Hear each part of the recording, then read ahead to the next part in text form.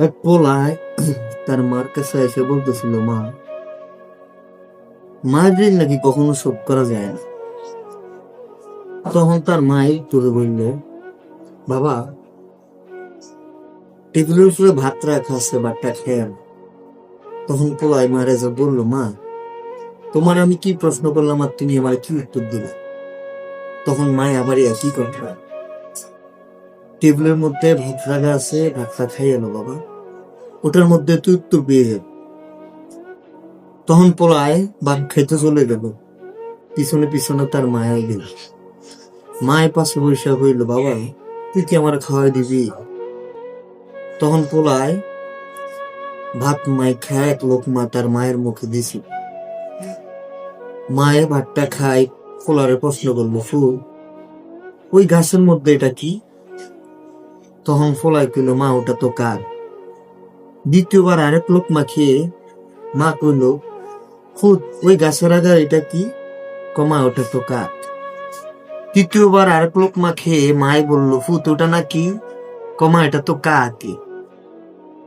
চতুর্থবার লোকমা খাওয়ার পরে মায় কইল, ফুত, ওটা না কি ছিল রে? তখন পোলায় গরম হইয়া হাত থেকে ভাতের বাড়িটা ফালাই দিল, আর মায়ের কইতে লাগলো, কয়বার কইতে মোটা, কাক কাক কাক।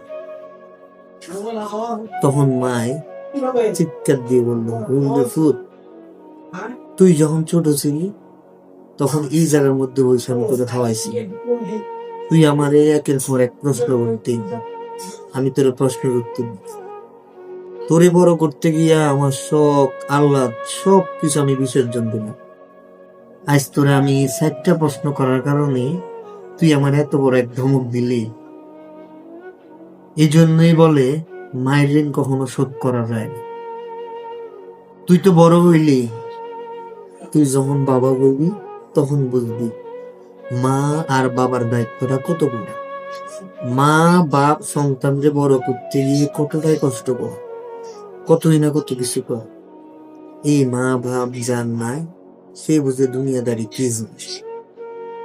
তাই যার মা আছে গেছে, বাবা আছে দুনিয়াতে গেছে, কখনো মা বাপকে খারাপ ভাষা গালি দিয়ে মা বাবার সাথে উচ্চ সুরে কথা বলবে না, তাহলে আল্লাহর আরশ পর্যন্ত খাইতে হবে।